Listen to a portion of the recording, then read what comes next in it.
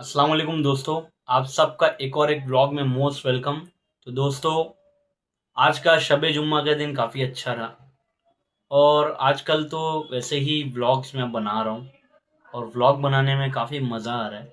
Specially मैंने जो mini vlog बनाए हैं अब तक, उसमें मुझे काफ़ी मज़ा आता है। जो शॉर्ट वीडियोस मैं बनाता हूँ उसमें तो खैर एक अलग सा एक्सपीरियंस हो ही गया है, लेकिन अभी भी मुझे एक आइडिया है, धीरे धीरे मिल रहा है इस बात का कि रूटीन ब्लॉग कैसा होना चाहिए। रूटीन ब्लॉग देखो दोस्तों, थोड़ा मुश्किल हो जाता है कि रूटीन ब्लॉग में मैं क्या डेली डालूँ या क्या ना डालूँ, किस तरीके का रूटीन ब्लॉग होना चाहिए, क्या उसमें मुझे अपनी पर्सनल लाइफ को ऐड करना चाहिए या नहीं, या अपनी प्रोफेशनल लाइफ को उसमें ऐड करना चाहिए या नहीं। तो ये सब चीज़ें बहुत ही मैटर करती है अगर आप रूटीन ब्लॉग डालते हो। तो रूटीन ब्लॉग क्या होता है कि आप डेली क्या कर रहे हो, आप घर में कैसे हो, क्या नहीं हो, बाहर कैसे हो। तो रूटीन ब्लॉग इन सब चीज़ों को कवर करता है। लेकिन रूटीन ब्लॉग आप किसी भी तरीके से बना सकते हो, किसी भी काइंड का बना सकते हो, किसी भी डिफरेंट टाइप का आप रूटीन ब्लॉग बना सकते हो। रूटीन ब्लॉग ज़रूरी नहीं है कि आप आप आज घर में क्या बना रहे हो, आप आज क्या खा रहे हो, आप क्या करो, नहीं। रूटीन ब्लॉग आप आपका घर के मतलब आपकी ज़िंदगी में और क्या है, जैसे मसलन आप अपनी कोई रूटीन एक्टिविटी कर रहे हो, जैसे आप डाइट प्लान शेड्यूल किए हो, तो आपका पहला दिन डाइट का कैसा रहा, तो ये आपका रूटीन हो गया। और दूसरा दिन डाइट का आपका कैसा रहा, थर्ड दिन आपका कैसा रहा, फोर्थ डे आपका कैसा रहा, तो ये एक तरह का रूटीन ब्लॉग होता है। उसके अलावा रूटीन ब्लॉग ये भी मैटर करता है कि आप जिम जा रहे हो तो जिम में आपका फर्स्ट डे कैसा रहा, सेकेंड डे कैसा रहा, या आप कोई एक चैलेंज करते हो तो उस तरीके से आप ब्लॉग का भी चैलेंज रखते हो कि भाई ये रूटीन ब्लॉग मैं 65 दिन का करूँगा, 70 डेज का करूँगा, या साल भर का करूँगा, 1 ईयर का करूँगा, या 80 डेज का करूँगा। तो इस तरीके का भी कहीं ना कहीं रूटीन ब्लॉग हो सकता है। तो दोस्तों, अभी तक तो मैंने जो व्लॉगिंग की है, तो मैं अभी कच्चा हूँ इस मामले में कि व्लॉगिंग कैसी होनी चाहिए। लेकिन बहुत सारे ऐसे भी चीज़ें होती हैं, बहुत सारे ऐसे लोगों को भी पता है कि जो व्लॉगिंग आज से नहीं कर रहे, बहुत सालों से कर रहे, तो उन्हें इस बात का एक्सपीरियंस है कि व्लॉगिंग एक्चुअली होती किस तरीके से। तो दोस्तों, व्लॉगिंग में जिस तरीके से करता हूँ उसी तरीके से होती है, लेकिन कुछ लोगों का अंदाज अपना अपना है, कुछ लोगों का स्टाइल अलग है व्लॉगिंग करने का। जैसे मेरा स्टाइल थोड़ा डिफरेंट है।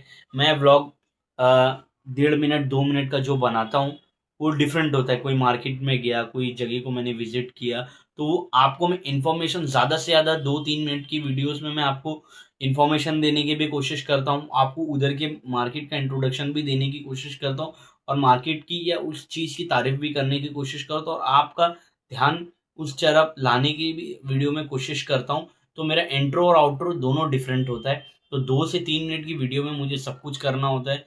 जो लोग 10 मिनट 20 मिनट की वीडियो में करते हैं, वो मुझे 2 से 3 मिनट की वीडियो में पूरा बताना होता है कि ये जगह ऐसी है दोस्तों, यहाँ पर ये चीज़ें आपको ऐसे मिल जाएगी, ये मार्केट इस लोकेशन पे है। तो मुझे हर चीज़ बताना पड़ता है, मार्केट की तारीफ करनी। जैसे अभी मैं जामा मस्जिद गया, जो उधर पड़ती है क्रॉफर्ड मार्केट मुंबई में। तो दोस्तों, वो 150 200 300 साल पुरानी मस्जिद है। तो उसके बारे में मैंने गूगल से पता, गूगल को भी सर्च किया उसके बारे में गूगल पर, और मैं वो मस्जिद में गया, मैं वज़ू किया, मैंने बाकायदा नमाज़ पढ़ा। तो इन जगहों का भी, कुछ जगह जब तक मैं मतलब कहीं नहीं जाऊँगा तो व्लॉगिंग नहीं होगी। जब बाहर निकलूँगा तो व्लॉगिंग हुई। और व्लॉगिंग करने के अलग-अलग अपने मेथड है।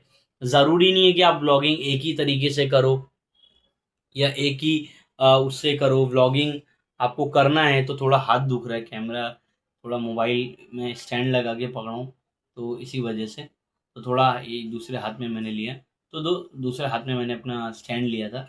तो दोस्तों, ये क्या होता है कि व्लॉगिंग एक तरीके से अलग तरीके से भी होती है, और सबका अपना एक यूनिकनेस है कि व्लॉगिंग असल में होनी किस तरीके से चाहिए। व्लॉगिंग करने का कोई एक स्पेसिफिक तरीका नहीं है कि भाई हाँ व्लॉगिंग इसी तरीके से होना चाहिए, 10 मिनट की बनाओ, 20 मिनट की बनाओ। अब एक व्लॉग अलग भी हो सकता है कि आप 20 मिनट 15 मिनट आके कुछ बातें करते हो, या अपना दिन भर का जो शेड्यूल आपका कैसा गया, कैसा क्या हुआ, आप वो भी शेयर करते हो। तो ये एक हो गया कि आपका एक रूटीन ब्लॉग हो गया है। तो मैं हर 2 से 3 दिन पे अपना एक 15-20 मिनट का एक फुल व्लॉग बनाता हूँ और आपसे आकर बात करता हूँ। वो भी एक तरह की ब्लॉगिंग है, तो दोस्तों ज़रूरी नहीं है कि व्लॉग एक ही तरह का होना चाहिए। व्लॉग डिफरेंट तरीके का भी हो सकता है, और व्लॉगिंग करने के लिए कोई प्रोफेशनल होने की ज़रूरी नहीं है। आप धीरे धीरे भी करोगे तो व्लॉगिंग हो जाएगा। व्लॉगिंग इतना कोई वो बोलते हैं ना, रॉकेट साइंस नहीं है कि आप नहीं कर पाओगे। बेसिकली क्या होता है, अगर आप पहले दिन से, अगर आप यूट्यूबर बन रहे हो, सपोज आप यूट्यूबर बन रहे हो, तो पहले दिन से आप अपने यूट्यूब करियर की शुरुआत करोगे। तो भाई आज पहला मेरा वीडियो कैसा होगा, आप देखोगे, समझोगे, बहुत सारे क्रिएटर्स की वीडियोस को देखोगे, समझोगे, तो व्लॉगिंग आप सीखोगे। व्लॉगिंग कैसा होता है, आखिर में व्लॉगिंग किस तरीके से होना चाहिए, कैमरे को कैसा पकड़ना चाहिए, ये सब चीज़ें हैं। तो व्लॉगिंग को इतना बड़ा रॉकेट साइंस नहीं है। और व्लॉगिंग में आप कहीं जाते हो, स्पेशली अगर आप कोई कंट्री जा रहे हो, तो उधर की हिस्ट्री के बारे में आप पढ़ के जाओगे, स्टडी कर। मोस्टली क्या होता है, व्लॉगर्स जो होते हैं ना, जो ट्रैवलर्स होते हैं, जो ट्रैवल व्लॉग्स बनाते हैं, तो स्पेशली वो पहले स्टडी करके जाते हैं कि मुझे किस किस जगह पे जाना। अपनी विश लिस्ट में उन चीज़ों को ऐड कर देते हैं कि मुझे, हाँ भाई, अमेरिका जाना है तो वाशिंगटन डीसी जाना है, मुझे अमेरिका जाना है तो लॉस एंजलिस जाना है, हाँ भाई यहाँ पे ये मूवी की शूटिंग हुई थी, यहाँ पे ऐसा हुआ था, वहाँ पे ऐसा। तो वो क्यूरियोसिटी रहती है, तो वो विश लिस्ट में अपने रखते हैं। अगर किसी को अर्जेंटीना जाना है तो वो ज़रूर जाएगा, किसी को अगर फ्रांस जाना है तो फ्रांस जाएगा। तो वहाँ की जो मशहूर मशहूर जगह है वहाँ का वो क्या करेगा, प्लेसेस को अपनी नोट डाउन कर लेगा अपने दिमाग में, या अपनी विश लिस्ट में उसको नोट डाउन कर लेगा कि भाई फला फला जगह जाना है। तो व्लॉगिंग इस तरीके की भी होती है। ज़रूरी नहीं है कि व्लॉगिंग एक ही मीडियम पे, फूड व्लॉगिंग भी लोग करते हैं, फूड व्लॉगिंग अलग होती है। तो व्लॉगिंग कोई भी काइंड की हो सकती है, कोई भी टाइप की हो सकती है, कैसी भी हो सकती है व्लॉगिंग। और मैं जो आज आके बात कर रहा हूँ, ये भी एक तरह की व्लॉगिंग है, कि नॉर्मली मैं आके 10 15 20 मिनट बातें करता हूँ, क्योंकि मुझे बात करना कैमरे के सामने अगर बात करना आसान नहीं होता है। बहुत सारे लोग के अंदर ये हिचकिचट, मतलब बोलते हैं ना, ये एक उसकी एक डर होता है अंदर से सबका, कि भाई मैं कैमरे के सामने आके कैसा बात करूँ, क्या बात करूँ, क्या नहीं, और क्या ऊट पटांग बातें करूँ। लेकिन कहीं ना कहीं एक एक चीज़ यही भी है कि व्लॉगिंग एक आपका करियर बना सकता है। अगर आप इसको एक career, as a career choose कर रहे हो, तो आपके लिए बहुत अच्छा मौका है, व्लॉगिंग करिए। और ज़रूर व्लॉगिंग से क्या होता है कि आपका एक डर अंदर से निकलेगा कि कैमरे के सामने आपको कैसा बात करना है। तो एक इंटरेक्शन होता है, आप वर्ल्ड के सामने इंटरेक्ट कर रहे हो अपने आप और तुम और दुनिया का तुम्हारा और दुनिया का इंटरेक्शन हो रहा है। सो ये इंटरेक्शन बहुत ज़रूरी है। और एक चीज़ कि इंटरेक्शन कैसे होगा, इंटरेक्शन करने के लिए आपको अंदर का डर मारना पड़ेगा, लोग क्या बोलेंगे, लोग क्या नहीं बोलेंगे, ये तो छोड़ना ही पड़ेगा। व्लॉगिंग इज़ एन आर्ट, और जो करता है वो आर्टिस्ट होता है। बेशक मैं आर्टिस्ट नहीं हूँ, मैं अपने आप को आर्टिस्ट नहीं कहता हूँ। तो इन सब के अलावा ये बातें तो हो गई। अब व्लॉगिंग क्या है, व्लॉगिंग बेसिकली क्या है, ब्लॉगर क्या होता है। बेसिकली तो ब्लॉगर एक नॉर्मल कंटेंट क्रिएटर होता है। उसके दिमाग में अपने अपने एक व्लॉग बनाने की कंटेंट होते हैं। भाई मुझे शॉर्ट बनाना है तो आज कैसा शॉर्ट्स होना चाहिए, आज फ्राइडे का दिन है तो फ्राइडे के दिन का व्लॉग कैसा होना चाहिए। अगर मैं फ्राइडे के दिन कोई मार्केट घूमने जा रहा हूँ, तो उधर का मार्केट कहाँ लगता है, तो वो एक्सप्लोर करेगा, एक्सप्लोर करके आपको बताएगा, तो वो एक तरीके का व्लॉग हो जाएगा। अगर मान लीजिए कोई फ़िश मार्केट जा रहा है, कुर्ला में, मुंबई में, किसी भी फ़िश मार्केट, कोई भी एरिया की फ़िश मार्केट जा रहा है, वो पर्टिकुलर डे को मार्केट लगती है तो वहाँ का जाके आपको दिखाएगा। या क्लोथ मार्केट जा रहा है, किसी पर्टिकुलर डे की दिन लगेगी, तो ये एक तरह का व्लॉगिंग हो गया। एक तरीके से ये एक कंटेंट हो गया। कंटेंट व्लॉगिंग में कंटेंट बहुत मैटर करता है। जैसे अभी मैं आगे आज आपके सामने बात कर रहा हूँ, तो ये भी एक मेरा कंटेंट है। तो कंटेंट पे फोकस करना बहुत ज़रूरी है। मैंने सोचा था यार मैं क्या करूँ, डेली वीडियो हर जगह तो मैं नहीं जा सकता, तो क्यों ना मैं एक एक तरीके अलग व्लॉगिंग शुरू करूँ। रोज़ 20 25 मिनट का एक व्लॉग जैसे वीडियो बना लो, व्लॉग टाइप वीडियो बना लो, आके इंटरेक्शन करो और अपना कैमरे के सामने डर निकालो और लोगों से बात करो। इसमें होगा क्या कि आप व्लॉगिंग कहीं भी करोगे ना, तो आराम से आपकी व्लॉगिंग कहीं भी हो जाएगी और आपको कोई हिचकिचाहट नहीं होएगी। और व्लॉगिंग में आपका अंदर का डर निकलता है। अगर आपने अपने अंदर के डर को नहीं निकाला तो आप कभी व्लॉगिंग नहीं कर पाओगे। सबसे पहले तो एक चीज़ ये कि अम, आज फ्राइडे का दिन था, आज दिन की शुरुआत अच्छी हुई। मैंने बात किया, नहाया, फिर मैं अब्बा की ऑफिस पर चले गया। नाश्ता वगैरह करके फिर वहाँ से मैं नमाज के लिए निकला। आज एक बात बहुत अच्छी हुई कि आज मैंने 5-6 किलोमीटर वॉकिंग की है। और शाम में भी मैंने थोड़ा वॉकिंग की है। बीकेसी हमारे उधर से बांद्रा कुर्ला कॉम्प्लेक्स जिसे कहा जाता है, मैंने आज उधर भी 1-2 किलोमीटर चल के आया हूँ। और मैं आज टोटल 7-8 किलोमीटर चला, आपको नहीं पता है। 7-8 किलोमीटर। और वॉकिंग बहुत ज़रूरी है। वॉकिंग क्यों इसलिए ज़रूरी है क्योंकि वॉकिंग से क्या होता है कि आपकी बॉडी भी फिट रहती है।